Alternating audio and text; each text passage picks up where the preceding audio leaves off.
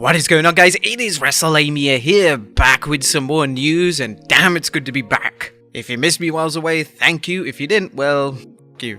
I'm just joking. It's great to be back. A big thanks to Joe, and a big thanks to all of you for tuning in whilst I was away. Join us now as we look at some of the wildest news stories and rumors you need to know, including Big E almost dying, big plans for Raw after Mania, an AEW champion blast Brock Lesnar, Bray Wyatt talks rumors of Danna Brooke joining the Fiend, the time Randy Orton nearly passed out, and much more. Be sure to subscribe and hit that notification bell for daily wrestling videos, and follow us on Facebook for exclusive lists. Now let's hit the intro and get straight into our first story.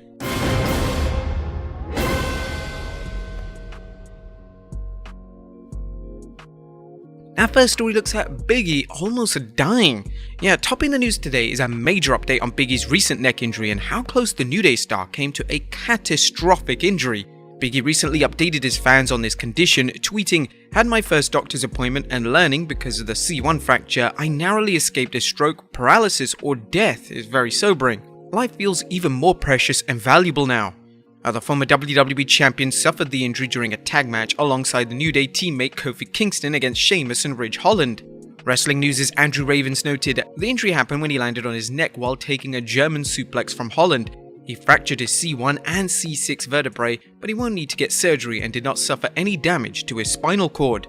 Nonetheless, it appears Big E has a long road ahead as he works to rehabilitate himself and deal with a significant injury. Ringside News speculated on a return by analyzing information from the website Healthline. They commented, "Healthline notes that the surgery is typically reserved for more complex cases, such as AODs or when instability or neurologic compromise is present. However, the healing process for the mentioned fractures is a lengthy one. With proper medication and regular physical therapy, C1 fracture takes about 8 to 12 weeks to recover. As for C6 fracture, it looks about 12 weeks to heal, given the proper treatment is being carried on." And naturally, this isn't a medical diagnosis, but given what the fans have seen in the past when wrestlers suffer neck injuries, a Big E could be out for some time. It's also worth noting that the further tests and examinations could determine a better or worse prognosis, with Big E returning sooner rather than later. Conversely, Big E could be informed that he's risking too much by stepping back into the ring. But whatever the case, we're pulling for Big E, and like his many friends and fans, send its heartfelt wishes for a fast and full recovery. Next up, big plans for Raw after Mania. The Raw after WrestleMania has traditionally been one of the biggest nights on WWE television as new feuds are started, wrestlers make returns, and wrestlers make their big debut in the WWE.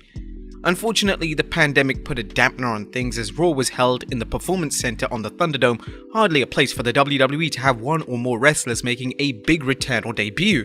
However, the return of fans could also mean a return of the Red Brand's post-WrestleMania show being a night to remember.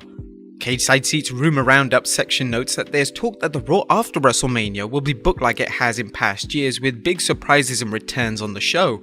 As the site noted, fans need to be skeptical, but this could be great news as it's a fantastic opportunity for the WWE to go with some new directions, including the end of the brand split or an announcement of how the Unified World Champion will defend his belt on Raw and SmackDown. With the WWE seemingly committed to unifying the WWE and Universal Championships, fans are curious what this means for the brand split. After all, the purpose of having two world titles, besides selling replicas for outrageous prices, was to feature a world champion on each brand. Could the WWE be moving towards dissolving the brand split? Even if the WWE doesn't end the brand split, it will have to determine how to determine the unified champion's opponent and which shows he'll appear on.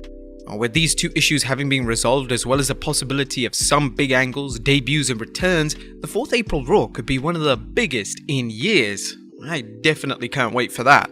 If WrestleMania doesn't end me, I'll be up to watch that live, so tune in. Next up, AEW champion blasts Brock Lesnar. A newly crowned AEW Women's Champion Thunder Rosa is calling out current WWE Champion Brock Lesnar, claiming the Beast Incarnate disrespected her culture during his legendary program with the late great Eddie Guerrero in 2004.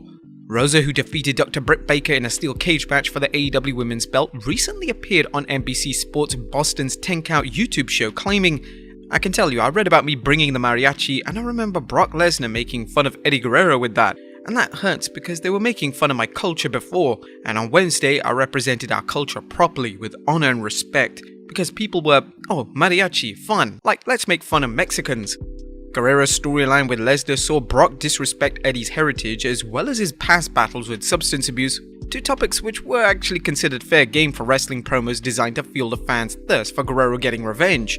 But as longtime fans know, the WWE often had heels besmirch Guerrero by bringing up his Latino heritage, including Latino Heat's feud with John Bradshaw Layfield, where he insulted Guerrero by saying, "My ancestors came over here on a boat, not an inner tube." However, as JBL recalls, it was Guerrero who came up with the insults. But does Ellie's willingness to go along with an apparent encouragement of his opponent using ethnicity-based insults weaken Rose's argument? Let us know in the comments down below. Next up, Ronda Rousey pumped for a WWE Superstar's return. Ronda Rousey's return at this year's Rumble has many fans excited as the baddest woman on the planet won the Women's Rumble and will challenge Charlotte Flair for the SmackDown Women's Championship at this year's Showcase of the Immortals. However, as enthusiastic as Ronda's fans were for her return, Rousey can't wait for the return of a WWE Superstar. During a recent Facebook gaming stream, Rowdy Ronda explained, "Well, the possibility of Seth Rollins and Cody Rhodes, I'm excited about the possibility. I never got to see Cody wrestle live. He left right before I got there." She also discussed that she's a bit beat up after suffering an annoying, if not serious, injury.